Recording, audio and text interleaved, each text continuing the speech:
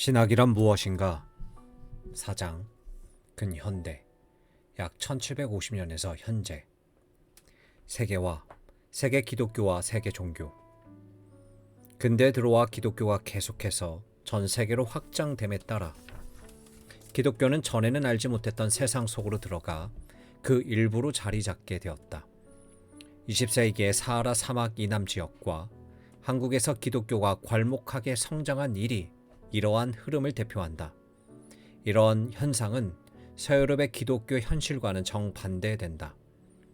기독교는 동남아시아 지역에서 계속 확장하고 있으며 중국 본토에서도 성장하고 있다.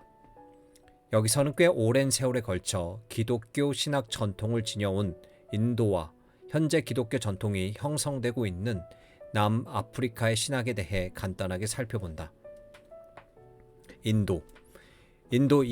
인도아 대륙에는 비교적 이른 시기에 기독교가 정착했다. 전승에 따르면 사도 도마가 1세기에 인도 마르토마 교회를 세웠다고 한다. 이 주장이 신앙적 열의에 의해 어느 정도 과장된 것이라고 해도 4세기 무렵에 기독교가 인도의 종교적 환경에 자리 잡아 토착화되었다고 믿을 만한 근거는 충분하다. 유럽의 식민지 개척자들이 인도에 들어옴으로써 인도 기독교의 새로운 시대가 열렸으며 이때 유럽의 다양한 상황이 반영된 여러 유형의 복음이 수입됨으로써 토착 기독교 전통이 보완되었다. 시간이 흐르면서 네덜란드와 영국, 프랑스인들이 인도로 들어와 정착했으며 그들은 제각각 자기네 방식의 기독교를 들어왔다. 초기의 복음 종교는 교역 사업에 비해 부차적인 것으로 여겨졌다. 선교단체와 개인들이 인도에서 특별한 반대에 부딪히지 않고 활동할 수 있었지만 영국 정부의 지원은 전혀 받지 못했다. 예를 들어 동인도 회사는 인도 원주민들의 반감을 불러일으키고 회사의 주 업무인 교역을 위협할 수도 있다는 이유에서 선교사들의 활동에 제약을 가했다. 그러나 특허 조례가 제정됨으로써 영국 선교사들의 신분이 보장되었으며 제한적으로나마 인도에서 복음 전도 사역을 펼칠 자유가 허용되었다. 종교적인 긴장의 증가는 불가피했다. 벵골에서는 침략적인 서구와에 맞서서 1830년에 다르마 사바가 결성되었다. 1857년에 일어난 항쟁. 현대 영어권 저술가들은 대체로 세포의 반란이라고 부른다.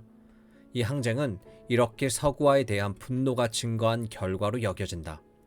이 지역에서는 유럽에서 기원한 몇몇 형태 기독교에 대한 관심이 토착 신학의 발전으로 이어졌다.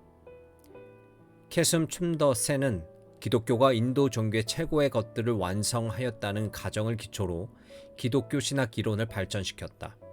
그의 주장에 의하면 브라만은 나눌 수 없고 말로 설명할 수 없는 것이지만 그 내적 관계인 사트, 치트, 아난다를 통해 이해할 수 있다. 이 셋의 관계를 기독교에서 가르치는 존재인 성부 하나님, 로고스인 성자 하나님, 그리고 위로자나 기쁨과 사랑을 주는 존재인 성령 하나님과 연관지어 논할 수 있다고 보았다. 최근에 와서 라이문도 파티카는 이와 유사한 견해를 힌두교의 익명의 그리스도에 주장하였다. 이 책에서 파니카는 힌두교의 실천 속에 특히 정의와 자비와 문제와 관련해 기독교가 숨은 채 존재한다고 주장하였다. 아프리카. 기독교는 처음에 주로 영국 선교사들 통해 사하라 사막 이남의 아프리카 지역에 전해졌다. 처음부터 기독교는 서구의 상업적, 정치적 이해와 강하게 결탁되었다. 영국의 선교사 데이비드 리빙스턴은 1857년 케임브리지에서 행한 유명한 연설에서 자신이 아프리카로 돌아가려는 목적은 교역과 기독교를 위한 길을 열기 위해서라고 공언했다.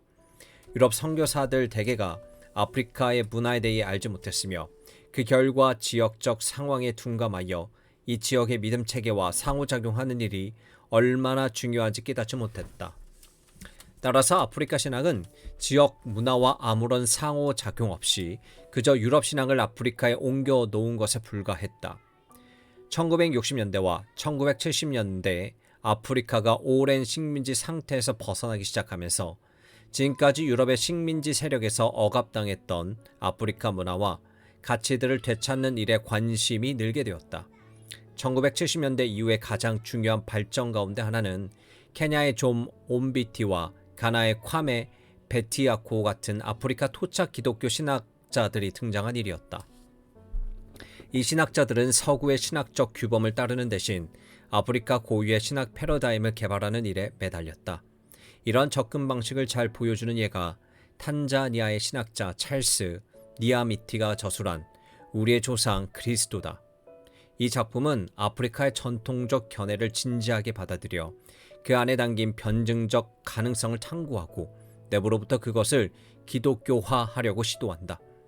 따라서 남아프리카에서는 전통 아프리카 문화 및 종교와 교류하는 것이 매우 중요하다. 그런데 근래 들어와 남아프리카에서는 백인 통치 기간에 남아프리카에서 인종차별을 강제해온 이데올로기와 씨름하는 일이 기독교 신학의 중심 의제가 되었다.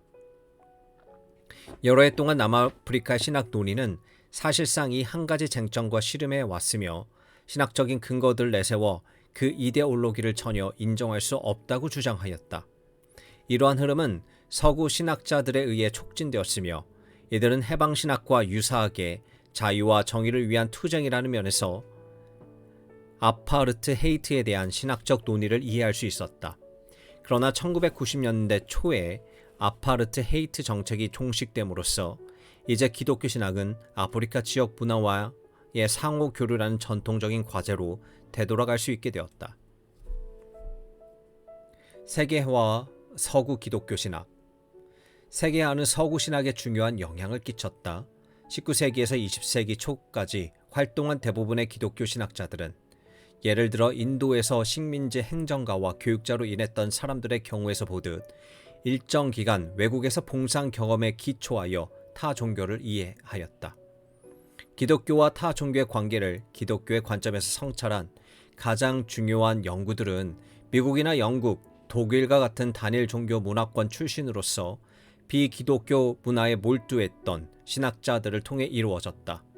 최근 수십 년 동안 많은 사람이 불교, 힌두교, 이슬람 국가로부터 서구 세계로 이주했다. 그로 인해 서구에서 기독교의 종교적 독점은 깨졌고 다문화 공동체가 생겨났으며 타 종교들로 서구에서 현존하는 중요한 존재가 되었다. 이것은 그 지역의 기독교 교회들에게 깊은 의미와 질문을 던졌다. 교회는 그런 공동체들을 어떻게 환대해야 할까? 이 문제는 또 기독교 신학의 전통적 질문에 대해서도 새로운 힘과 맥락을 제공했다. 기독교 신앙은 다른 종교의 신앙과 어떻게 지적으로 조화를 이룰 수 있을까? 기독교 복음 전도 및 변증과 관련해서는 어떤 문제가 생겨날까?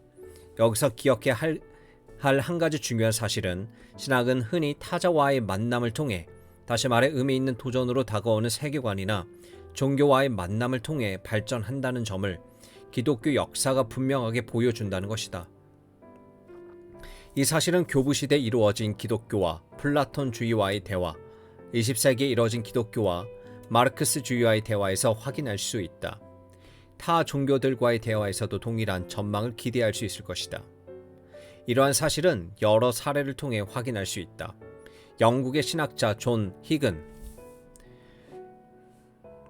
영국 도시 버밍엄에서 지낸 경험을 통해 그의 종교 다원주의 신학을 세웠다. 1970년대 버밍엄은 인도와 대륙에서 건너온 수많은 힌두교도와 무슬림들의 정착지였다. 히기 이론은 모든 종교가 그 나름대로 독특하고 타당하게 궁극적 실제를 이해하는 방식이라고 인정할 수 있는 신학적 틀을 제공하고자 애썼다. 비록 이 다원주의적 연구 방법의 지적 일관성은 폭넓은 비판과 마주쳐야 했지만 20세기의 마지막 10년 동안 자유주의 종교학의 영역에서 매우 큰 영향력을 발휘했다. 또 다른 학자들은 다양한 종교 전통에 속한 사람들이 함께 모여 자신들의 경전에서 뽑은 논문을 나누고 읽고 토론하는 일의 중요성을 깨닫기 시작했다. 1995년 기독교 신학자인 데이비드 포드와 유대인 학자 피터 옥스가 경전 교차 연구 학회를 창립하였다. 희게 회기라하 하는 방법론과는 달리 경전교차 연구에서는 유대교와 기독교, 이슬람교가 자신들의 경전의 지위와 권위와 특성을 그들 방식대로 이해할 수 있다고 인정하며 여러 종교 전통을 포괄하는 의견이 일치를 이루라고 강요하지는 않는다.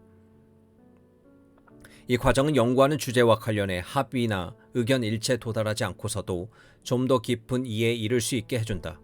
이 과정은 서로를 심층적인 이해로 이끌고 탐구되는 주제에 대한 합의 또는 동의 형태를 반드시 요청하지는 않는다.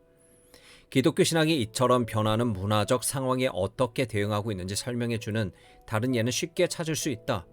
2013년 11월 로마의 성 베드로 성당에서 교황 프란체스코가 공표한 교황 권고인 복음의 기쁨은 종교 간의 대화가 종교들 사이의 갈등을 줄이고 나아가 기독교 신앙의 독특성을 밝힐 수 있는 수단으로서 중요함을 확증한 신학 문헌의 좋은 사례이다.